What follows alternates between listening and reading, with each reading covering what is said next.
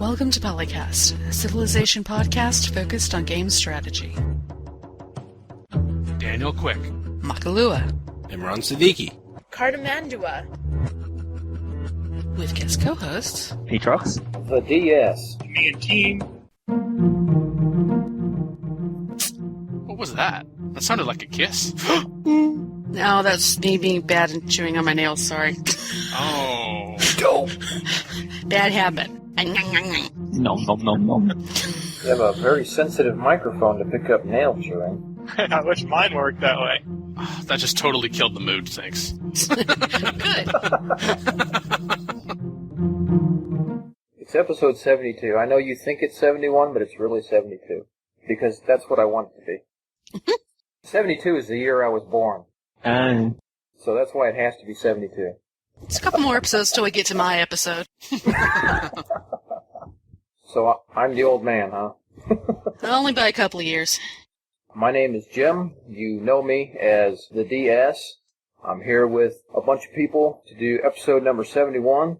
I'd like to say hello to Daniel Quick, our host. Do you hate the PlayStation Portable, or what's your relation with that product right now? They stole my name. I've had this name for 10 years now.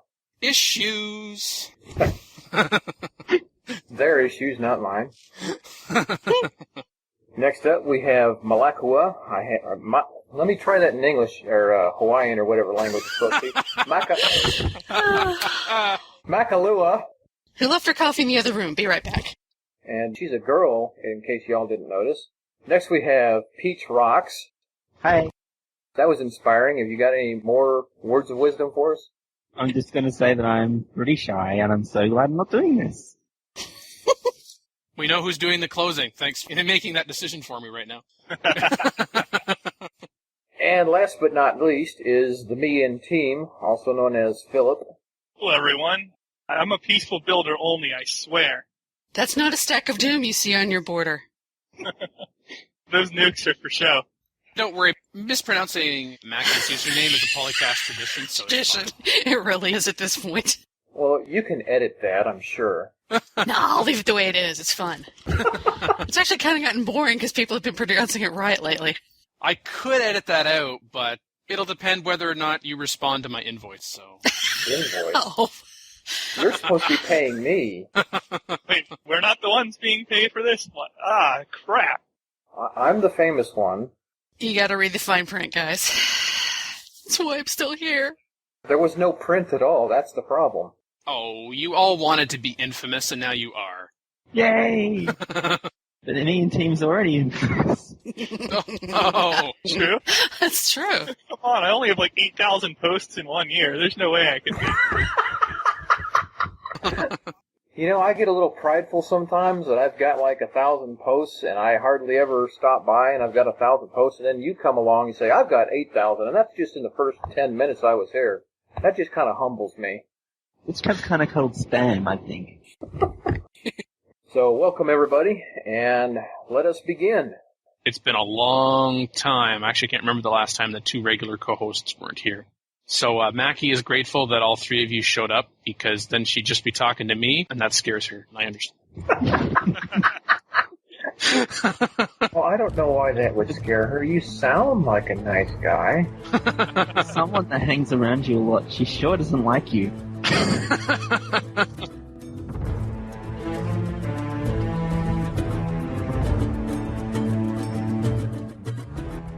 In the news, we talked about Beyond the Sword 3.19 patch being released, and we also talked about Ask Sid Resurrected, 2 editions in 2 months.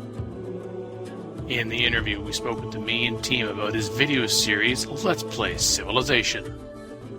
Adam, which segment would you like us to start with? Let's see. I have to have a look. Ah, so your real name is Imran. Okay. What? You said you have to take a look at the... Yeah, reference to the fact that Imran is never prepared. Oh. No, I have no idea what you're talking about. You should listen to the show. Oh. Sorry. Oh.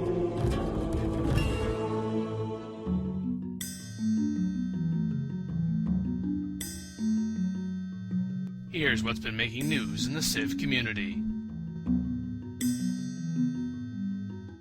Beyond the Sword 3.19 patch being released. I'm so glad you brought that up because I've seen a lot of people griping about it because they just fixed all their mods and stuff and now they have to fix them again. Yeah. And that even happened to me. I just put out a spreadsheet, the reference sheet from hell. I go and release that and then like not even a week later they got this patch and now I got to change one line somewhere. So I'm totally miffed. I'm just kidding. I'm not really miffed. Just saying. I'm sure the impact of the patch and what it is doing to already released mods and mods in development will be discussed on an upcoming episode of Modcast. But worth mentioning here, from what I've seen, that's actually the most general gripe I've seen. It would be. And people actually not just talking about is it broken or not, but some people saying, oh, it is broken. How do I roll back to 3.17? Well, I guess I'm not much of a mod person. I mean, I've played a few. I understand a lot of people do play them. I mean, if it not say it's not a issue, but personally speaking, it doesn't bother me too much.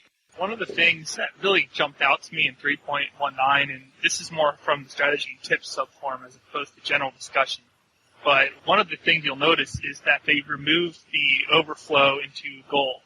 Now, the tip here says that they've removed the building-specific bonuses, so Expansive doesn't get their 100% bonus to their chops into a granary to go to the gold overflow anymore. But they essentially removed overflow entirely and reintroduced some micromanagement. So from that aspect, that was one of the bigger changes, because a lot of the advanced players, if they were expansive or creative or especially protective, they would start production of those things and then time out like 3 workers chopping into the city at that exact turn, and then whip that same turn too. And they would you get hundreds of gold in overflow from that, and it could speed your early game research a lot. So that was one of the largest changes that came about from 3.19 as they took that back away from us. I actually think that helps. To me, that sounds like micromanagement because I simply can't devote the brain power, call me stupid if you want to, but I can't devote the brain power to get 50 different chops happening all at the same time at a specific time. You know, I don't want to waste the worker turns by moving them from one place to another place to another place just to get chops coming at just the right time. So it seems to me like that may have actually reduced the micromanagement a little bit.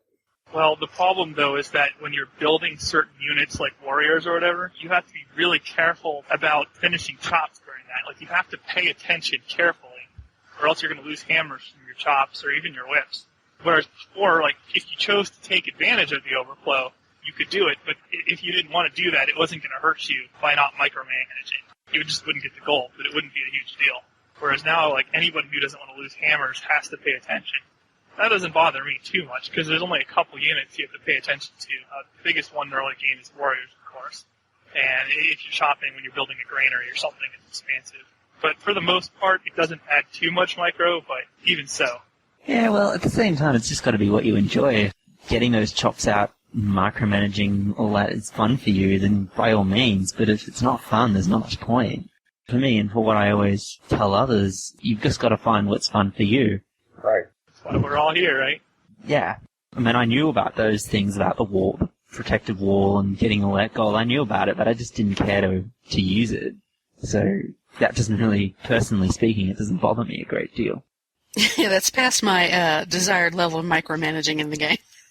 Speaking of micromanagement, also from the changelog, fixed cheat where you could apply a free tech from one game to another. I thank R-Roll01 for explaining this, because I read that and I went, what are you talking about? And I feel better not being the only one in the dark on that. Yep, I was. Previous versions of Beyond the Sword that allow you to reload the autosave of the turn you got Oracle or Liberalism after you chose the technology, and the technology would appear as researched after the reload. With enough patience for reloads, you could get the entire technology tree. Oh! Talk about cheating. Damn. At some point, what's the point? Exactly. Why not just go into the world builder and just save yourself some time? Oh yeah, you save yourself a few days, I think. Those reloads take forever. Maybe some people just viewed that as dirty cheating, whereas this was clean cheating. Yeah, it's probably one of those kind of things. Yeah, okay. The only situations I know of where cheating is actively policed, though, are the Hall of Fame-based games.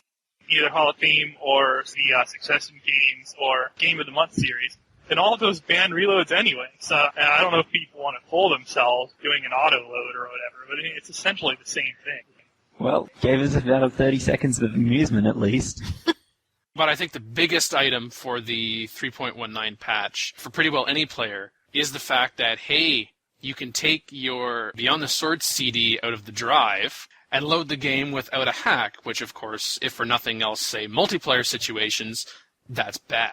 Nothing like being stuck with the mod tag on there and then contributing to more out-of-sync errors. And apparently somebody also confirmed that you can actually now, you could get tagged directly from the boats now and don't get out of sync every time you do it on multiplayer. I'm definitely glad to not need the CD in my drive anymore. What I do is I make an image of my discs and then I put my discs away. And if I can't find some kind of a hack that allows me to play without my disc in the drive, I generally don't play that game. There are some that are really good that I will do it anyway. Before I found such a hack for Civ 4, I had to have my CD in my drive because I'm not going to go a day without Civ if I don't have to. But I was definitely glad to see those hacks, and I'm definitely glad that Firaxis decided, hey, it's not really that important to damage your disc. I think the only understandable gripe from this is when Civilization 4 Complete came out not that long ago, I think some people actually went and bought that, even though they already had all of the expansions. They went and got Civ 4 Complete because it was DRM free, and they spent the money on that, and then Firaxis releases a patch after Civ 4 Complete came out and after it had been touted as being DRM free. Some people were like, I just wasted my money. That's why last episode I said wait for a sale on Steam. Don't go spend $40 just for DRM free. Sheesh. Well, that does show that people are willing to pay for quality, and they're willing to pay for what they want. What they want is to not be restricted to do what they want. And if you allow them to do that, they are willing to pay for it. I believe that's the message being sent here. I wonder if the timing, I think this was mentioned on the forum somewhere, if the timing for the patch was initially intended to come out for Complete, and they just ran into some trouble in terms of making all the updates.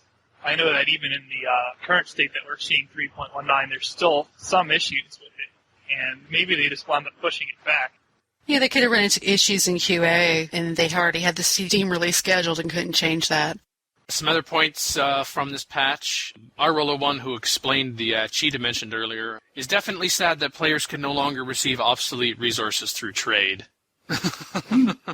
Yeah, I felt like that was a cheat every time I did it, but it didn't stop me from doing it. Now I can be stopped doing that, and I'll feel better about myself. I don't see necessarily what the issue with it is. There's only a few resources that actually obsolete. For example, Ivory obsoletes with industrialism. But, there's still some industrialized countries. Whether or not they should is moot in this case, but they still make use of Ivory, so I don't know. There really aren't a lot of them, so it's not too big a deal either way. I find it interesting that they waited this long to make that change if they were going to make it. Oh, re-enabled Foreign Advisor glance screen. Apparently it's just as ugly as it ever was. Yep. Great. I don't doubt it. So it returns to scare young children. And Did they ever give a reason for taking that away? it was scaring young children. We don't think it's polished enough. Watch out for someone who likes it. I see some people use it. I found it very useful. Yeah, if you know the AIs and which ones will declare at which disposition, it can be really useful for that because you can check that really quickly. But it's also good just to see the relative dispositions between the AIs when you're planning out diplomatic victories and such, too. That can be a real pain when you have that chart line thing going on that they had in 3.17. So you have to click on each AI and look at how they feel about each other and if they're going to vote for somebody else over you. Or it's nice to have glance. You can really see what's going on. Any extra options are good as far as I'm concerned, even if they do scare small children. That's a bonus, actually. Sea patrolling ships no longer attack if they have less than 50% chance of winning the battle. Damn it. Better AI decision-making related to damaged air units. One of the things I noticed in 3.19 also is that they make them more likely to retreat threatened planes and ships. And I know I've actually been called out in the past on this show for pointing out that the AI tends to garrison the vast majority of its navy in one city. And I haven't seen in 3.19 if that's still the case or not. But it's still probably something you can take advantage of because you can destroy that on the first turn of the war almost always. Unless they split the navy up, you can really still sink the entire thing. I don't know how much that AI change is going to help. It's a step in the right direction. There are a lot of undocumented changes in this patch, both from the official list as well as what Alex Van Manzarek posted in follow-up on the CFC thread. Like a couple of things that he mentioned before, I mentioned the one that I think is super big and that everyone should pay attention to, just like the no CD thing, which is documented. But Alex said, hammer decay of build items not currently being worked on correctly scales with game speed. And with the multiplayer community for people who use GameSpy, fixed loophole where you could use a GameSpy emulator to log on as any user. Ooh. But I think one of the biggest things that hasn't been documented is you have captured a city. Yeah. You now have a third option, which is to look inside the city before you make that decision. Yeah, I knew I was forgetting something. Finally. Thank you. Yeah. Outstanding. It's like you men go in with blindfolds and walk into a city. Do you want to raise it? I don't know. You can actually see every building that's in a city on the map by zooming in and looking carefully. This is so much nicer because you don't have to carefully inspect and memorize what everything looks like just to make sure that you're not raising anything you actually want. Especially with some of the wonders, you really want them, but it's hard to tell where they are. The United Nations and especially Apostolic Palace. And you know that Civ built the Apostolic Palace, but you don't know which city it's in unless they built it after you met them in a city that you had already revealed. And so you're hunting that thing down, and it can be a nightmare. And then do you want to keep the city or not? Well, I better keep it because I don't want to raise it because I want to use it to win. It's so nice that you can look in cities now. AI player better evaluates the situation before voting for a ban on nuclear weapons. It means they don't ban nuclear weapons when the only person who has nuclear weapons is me. Yeah, I was about to say something like that, too. I'm usually the only one who has nukes, and then I will vote to ban nukes if I can so that no one else gets them. I never ban them. The AI is so bad at using them that it's kind of funny. You can build the nukes and get AIs into wars with other AIs, and then you can fly the nukes there, just rebase it as if it's a plane, and gift the nuke, and they'll launch it. And they'll take all the diplomatic penalties for doing that. Oh, I want to try this now. They'll fire nukes at each other, negative diplomatic, all over the place. And anybody who's at pleased or better with their target, they'll get a -1 for every nuke you give them. It's hilarious. You can ruin the world's diplomatic situation without hurting yourself at all just by gifting nukes. It's fun. Wait for them to patch that don't one. patch that, don't patch that. If there's even a next patch. Well, now there will be because you just mentioned this fantastically funny exploit. From the changelog, now what this means practically speaking, I've yet to see or hear. AI evacuates ships and planes from cities in danger. Well, I haven't gotten to the point where I would be able to see how it acts in 3.19 yet, but my guess is that it would count cities in danger similar to how it does for, when it whips archers when you rush it in early. Which means that if you're sitting outside a city and you bombard it with your ships and you're attacking it, or you just have units in range that can capture the city, it'll probably move the ships out. But I don't think that's going to stop you if you can basically take it on the same turn you declare. I think the AI would still be vulnerable to that. A human would be vulnerable to that. There's really not a great deal you can do. Other than not making it stack all of its ships in one city. Well, that's true. But you can get caught by surprise by that kind of thing. Right. Ships have a large enough amount of movement that they can sit well out of visual range, and then you declare your war, you move your ships in and take everybody's cities, and they didn't even have a chance to react. Yeah, it's very possible. Terrain height no longer affects aerial recon missions. Oh, man. I love doing dirigible recons over mountains because I can see all over the place with that. If there was a valley, though, I wouldn't want to scout over a valley because then I probably wouldn't have a very good range. But I don't know. I guess I'm just going to have to live with it, aren't I? Barrage promotions no longer available to units without the ability to already cause collateral damage. There's one person that feels quite strongly about this change. In the thread, Tuan Salem says, I'd really hoped if a new patch came out, they'd restore tanks to their former glory. Looks like this isn't the case. Too bad. Looks like I'll keep playing with 3.02. Okay. If you like running people over with tanks, go you. That's fun for you. Squish. I applaud your stick-to-itiveness. However, you are missing out on a lot of interesting fixes that have happened in the past year or so of patches.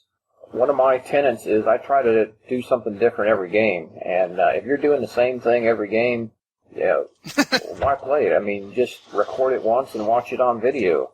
Well, like I said, it just might be fun for them to run people over with tanks. It's at the end of the day, it's just got to be what's fun for them. That's why you can mod it. Well, me, and I really wanted that, I'd figure out how to mod tanks to give them collateral again. Actually be done with an XML tweak. It's not too hard. I didn't think it is too hard, I just don't know. Frankly, don't care. Well, that's understandable, too. A lot of people don't find it fun to dig into the XML, for sure. I'm not sure on the balance of tanks, if it's better the way it is now or the way it was. Tanks were too good before. Yeah, they kind of were, because you could basically beat anything with tanks just by using the collateral to wear it down and then following up a city raid or whatever. As long as you had submarines, bombardment, even spies, and you can just crush even more advanced AIs easily. I mean, sure, they have mech infantry or something. But the way it is now, that they can't inflict collateral, there's really no two-move unit that can other than air. The AI is not very good with air. So now it's the opposite. I've gotten so many games where I've just invaded AIs who were so far ahead of me, just infantry, artillery, and some anti-tanks. And without the ability to inflict collateral, those anti-tanks are bad news for the tanks. Because they start with ambush already. And if you give them combat promotions or something, the tanks have no chance. Well, if the AI is an idiot, it should be punished for that. How many compensations do they need, honestly? That's true. They do get some pretty ridiculous bonuses sometimes. On all levels for upgrades, for example. That's the one that bugs me the most. Go ahead. I understand the reasoning for it, but it's annoying. They get rifling, and then instantly their whole empire is rifles. Ah, come on. I think that the lesson to be learned is to have a little bit of variety. If you're using exclusively tanks because of their mobility, you're limiting your combat arms. You're not doing the variety. You need to have the variety. You need to slow down your advance. There are times and places where it's certainly acceptable and desirable to do a big rush with all your tanks, but if somebody is prepared against that and you throw your tanks against a well-defended line, well, don't be surprised when you die. You need to wait and bring your artillery up there, soften them up, bring your airplanes up there, soften them up. I mean, I still think that tanks do have the crushing advantage that they have over civilizations that aren't very advanced, and that's the point of them. They're supposed to utterly annihilate an unadvanced civilization, like stuff that people have rifles or even infantry. Yeah. It's supposed to have a significant advantage, and I still think that remains even without the collateral. So I think their design, or what I see as their design intent, is still there. But this is no change. AI uses warlords to make super medic units, now in 3.19. Huh. Yeah. Not a bad idea. I thought those were overrated. I liked them a lot at first. But as long as you have any kind of medic, usually the difference between full healing for a super medic versus like a medic one troop, it's like a turn or two. Very frequently it's just one turn unless it's something that's damaged really badly. The AI didn't build using generals too well anyway, so I don't see any problem with this. Like, super medics are better than a lot of things you can do with it. But, in terms of those, I'd rather settle than build military academies now, rather than try to make any super units. No, I like my great generals. I like my medics. I only have, one. I should hopefully need only one across the game, but yeah, I still like to use them. I still think they're good for that. Overrated, perhaps, but I still think they're worth using for that purpose. The only time I've ever had a warlord is because I accidentally clicked the wrong button. So. In all fairness to the warlords, I think, for me, I could see it for being a last stand situation sort of benefit. I can think of one multiplayer game where that haunted me, so I always keep that in mind. The city on the hill that Dan took forever to get. Speaking of undocumented changes, Voice of Unreason quotes, "Add floodplains to any desert tiles the new river passes through." I didn't realize they changed that. Neither did I. That's in regards to something that was perceived to be a bug, but people weren't sure if it was intended or not. When map scripts are generating cities, starting locations for capitals, one of the things they do to make a site quote-unquote stronger is to add rivers through. And that really is helpful. But when those rivers were crossing desert, like the rivers that were added artificially after the fact for capital beautification, if they ran through desert, they would just leave it desert. So you would have some interesting freshwater tiles that are still completely useless. And people were hypothesizing, these should be floodplains. It makes sense if these be floodplains. Then people would counter with the arguments like, well, in Earth 18 civs, like the Melanese, they have lots of riverside desert. So maybe it was intended that be desert. Maybe they don't want to make the start too strong. So it's good to see that they took a stance on that with this. Now we're not going to have to deal with those annoying tiles anymore. It'll be much nicer to work floodplains for sure. Yeah, for that one situation that you described there with the Earth 18 map, if that's really what they intended, then you could have it specifically for that. But as a general rule, you don't have to do that to the rest of the game. I guess you could just make the argument, when is the start balanced versus is it not balanced? And you have some desert there. Well, maybe you should have had desert there, otherwise your land is too good. You could go either way with that. But it's so hard to evaluate whether it starts hard or easy until you start including your neighbors, strategic resources, and everything. So I think it's just good for a completeness thing in terms of land. So I think as a term in terms of consistency, I think it's important that they all are floodplains. If a river passes a desert, it's automatically floodplains, thinking consistency reasons. And as for the argument of whether a start is too good or not, there are lots of things imbalanced in Civilization. It's an imbalanced game by default. If it wasn't imbalanced in some ways, it would be pretty boring. Some starts are good, some starts are not. It's just the nature of the game. Just say that is like going against what the type of game Civ is, isn't it? I agree. I'm actually one of those players who intentionally looks for when people complain about bad starts and tries to play them, so I'm all about the variety. I like getting the most out of my Civ. Paid a lot of money for the game, so try different things. Mind you, I won't reload to get a gold mine thing. In fact, that's one of my rules. I don't like gold mine starts. It's too easy. Give them to me then, whenever you get one. Give them to me in my next multiplayer game. Or better yet, give me like 3 Riverside gems. I can live with 3 Riverside gems, too. It doesn't have to be gold. As has already been seen right away, there are a number of things that haven't been documented for one reason or another, and I'm certain some other ones will come up. But seeing as we're recording this, it's only been, 3 days since it was released. I learned a thing or two. It's already got almost 300 comments. I have installed it myself. I don't normally install patches right away, but I was just like, oh, okay. I think I've played, I don't know, maybe about 5 or 6 hours single-player games. And I haven't noticed any change in stability. And just for the record, stability was fine before the 3.19 patch, just to put that into context.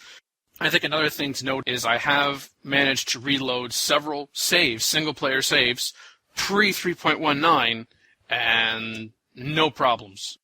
That's good. The 3.19 patch is available from Firaxis's website. The installation was seamless. It's 160 megabyte download. Yeah, I wasn't going to download it, and then you said, ooh, no DRM? Okay. All right, so how many people saw this patch coming? Nope. No. I never see him coming.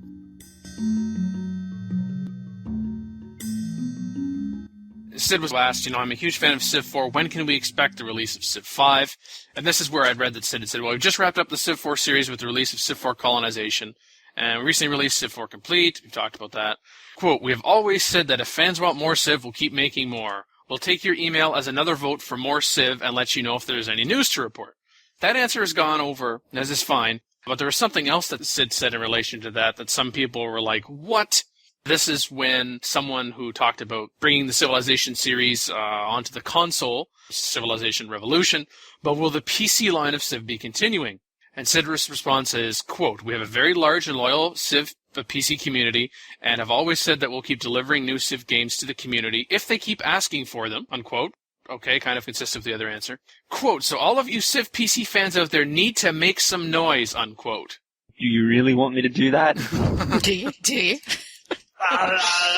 Noise.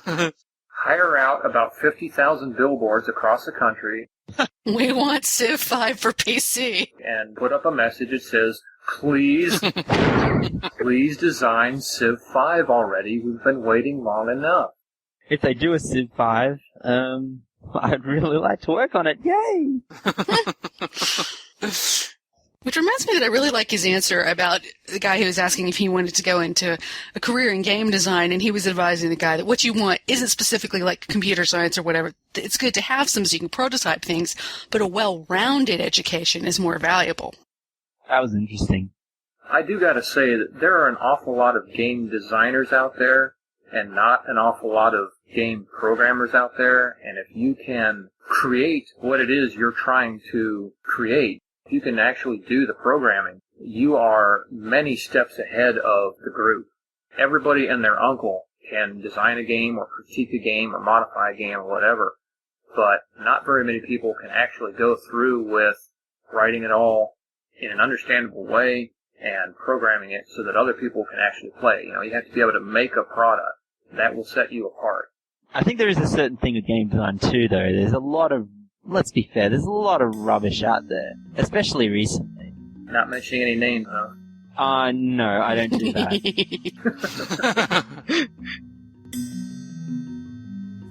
Welcome to an interview segment where we hold conversations with key individuals in the Civ community.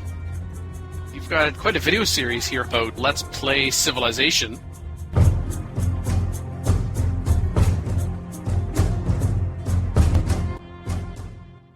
You've been doing them since about 3 months ago. You started with the Let's Play Civilization 4.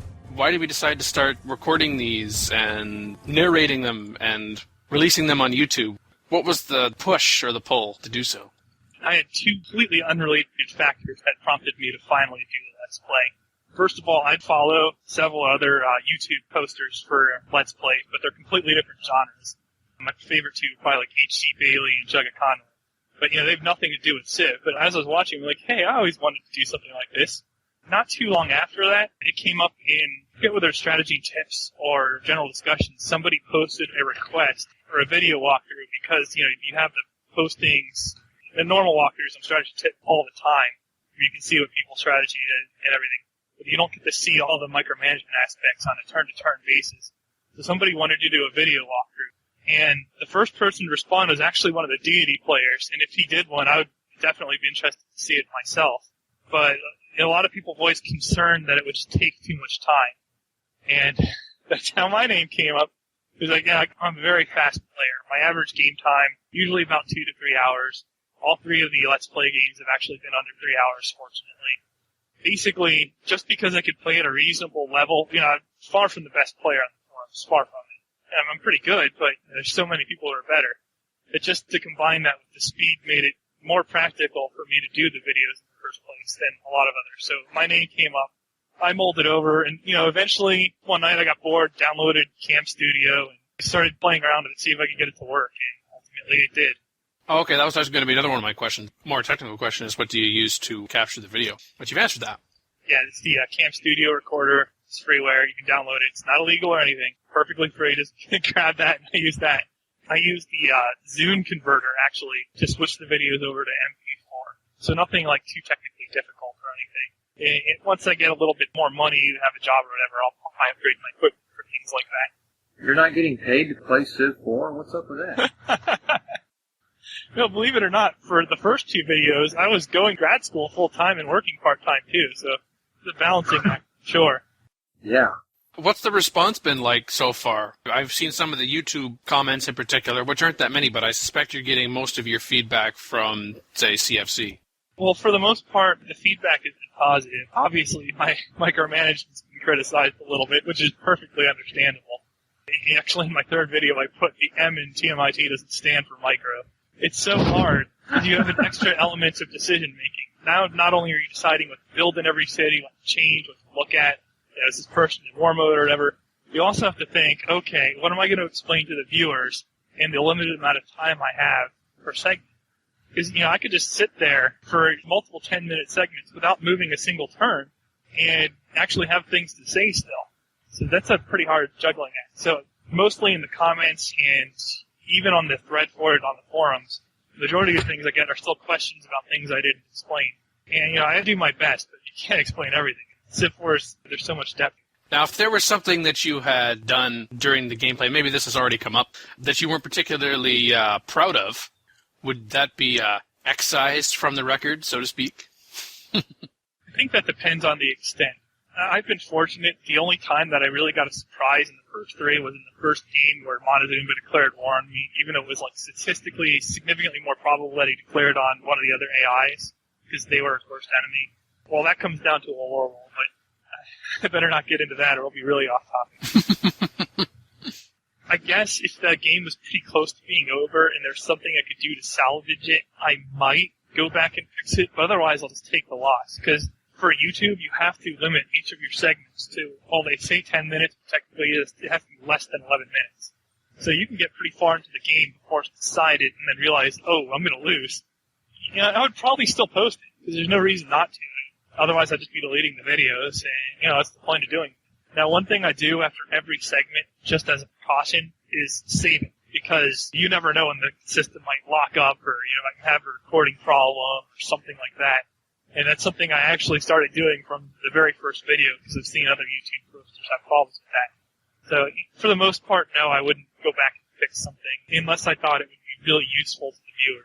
Noticed in, for instance, the first edition of the Immortal University, where you use captions. I mean, I realize it's a relatively recent addition to YouTube. How have you found that use been? Are you happy with the results, though, that you've started to do it, at least in some cases? Or it's actually really easy to do, and I haven't really taken the opportunity to use it to its potential yet. Kind of threw them in there to be funny, because once you've uploaded the YouTube video, YouTube lets you add the captions after the fact once it's already uploaded. They'll just watch the video and like, oh, let's just put something here. And you just click on it and type in the caption. There you go. The caption's there. So when I do these in the future, once I get a better machine to be able to do it again, I'll probably use the captions a little bit more, possibly in an explanatory fashion or, you know, just to screw around like I have been. And so then finally kind of related to that, how important do you find humor to be when you are explaining the game? Because obviously there are times when humor just isn't going to fit or is just not going to be appropriate. But is it a conscious effort to add some humor? Like I'm thinking, for example, of the final number 16 of the Immortal University where you're looking at the demographics and you're like, oh, look at that. I'm pretty much terrible at everything. That's spectacular. Is that important to you? Is that something you purposely try to do, or is it more incidental? More incidental. I really like to add more humor throughout the series, but adding in clips isn't really appropriate for a lot of the situations, and it can be a lot of work too. So there's 2 negatives for it. And part of the disadvantage there for me is the complexity of the game. Like, I'm already deliberately not mentioning things because I'm mentioning things that are higher priority all the time. So I would love to add some more humor to the series, but it would be at the expense of actually explaining why I'm doing some things in the game. So it's actually a pretty difficult balance, and for most of the segments, it's really hard to add a whole lot of humor, even though I would love to. So most of what you'll see isn't a conscious effort. It's more along the lines of just what I'm thinking at the moment or whatever, and sometimes that could be funny, but, you know, sometimes it can be really lame or whatever. Well, they don't necessarily have to be mutually exclusive. That was so lame. I guess I could just go to the extreme of being excessively lame. Unless someone has a question for you about this series, I guess I've just got one more. Will you continue to do these? I have every intention to. As long as I can get the machine working that will actually do it, I'll probably make some more of them. I know I've gotten some complaints about always winning UN in all 3 of them, so I might try for different victory conditions. Space. Space takes so long, and culture too. That's the point. Well, for the viewers, do they really want to see that? I guess what I'm wondering. Because you have 4 segments where you're just teching, and very frequently you have the diplomatic situation locked up by then, so it's not even possible to have war declared on you anymore. And you're just out researching them. There's a lot of segments where not a lot's going on. You might want to cut it down a bit. That's true. I guess I could keep things out. Like, I could edit things out or whatever. That's a good point. I'll consider that. Yeah. In my defense, in the first 3 games, only one of them was totally peaceful, and that was the Immortal one. And I did not plan that at all. It just happened that way. I usually don't stay peaceful the entire game, but it was just so easy to win that way. I had to do it. But in the other game, I wiped someone completely out. So, well, actually in the Lonely Hearts Club one, I wiped 2 people out. And that's probably why R. Rollo mentions that I'm a crazy warmonger in that series. I guess I find diplomatic a bit of a, cheap win. Not the AP one, because that's obviously cheap. But the UN one as well, because, I just think compared to winning space, it just seems much easier to obtain than the others. That's something I'll have to argue with. Because winning the UN in the situation that I did it, which was totally peaceful, you really have to know the AI mechanics well. And you can't screw up your diplomatic relations, because once you do, you can't repair them, so you can't win that way anymore. So you have to be really careful the whole game to win UN in a lot of cases. And in the other cases, I had control of the game in the first 2 games, without a doubt. To be fair, I haven't watched it, but generally avoid UN win. Oh, yeah, I'd conquered an entire continent that had 2 computers on it, and I had like 30 or 40% of the world's population and attack. At that point, yeah, it would just be basically running up the score or whatever. I suppose it's just delaying the inevitable, winning another way, most of the time. I might do some cuts for the viewers so they can see other victory conditions change. And I'll try not to put any of that Apostolic Palace cheese up there. Oh, if you're taking requests on victory conditions, and your next one, go for a time victory and make it interesting. Good luck. Anything that, please. That's painful. I'm never doing that again. I don't know how players can stand it as a backup victory condition. Because to win it on higher difficulties, and really anything over Prince to win time is very hard. Because basically you have to get into a position where you can win the game, and then just constantly block the AI from winning and not win yourself. Just deliberately sit on the game. It's kind of boring, to be honest. Universal mediocrity? Yeah, pretty much. I have your solution. Disable all victories except time. You're welcome. I would try so hard to win Conquest anyway.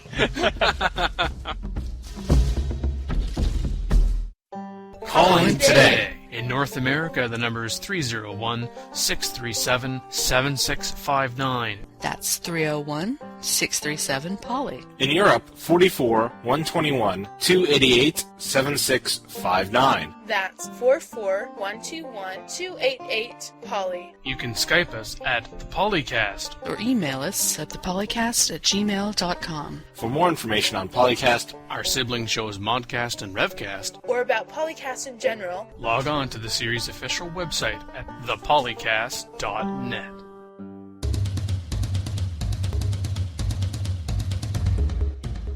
I'm just saying, you guys sought me out. You said, we need you, Jim, we need you. The show cannot go on without you. Who can keep Makahlua tame? Makahlua tame? God, still can't pronounce your name. You need to change that to Makahlua. No. I like it the way it is. So do I. Here's a clue. Don't say it. Just say Mackie all the time. Well, that pretty much wraps up this episode of PolyCast, episode 71. With you today, we had myself, TheMeInTeam, Daniel Quick. Word. TheDS. You know it. Makahlua. Hey. And Peachrocks. Bye-bye. If I'm ever called back here again, I'll probably do it that time. Oh, is that how it is? Are you bargaining for another appearance? No, I'm really not. To our guest co-host, now that you've guested on the show, would you be willing to come back? I enjoyed this a lot, so if you guys want me back, I'm game for it. Excellent. I had a pretty good time today with you guys, and I would like to do it again. Well, we already know Adam. He's already got his date lined up in his... Yes. He's got designs on taking over from you, Dan. Gotta watch him. I know I'll be hearing from his agent shortly about booking his next appearance, but...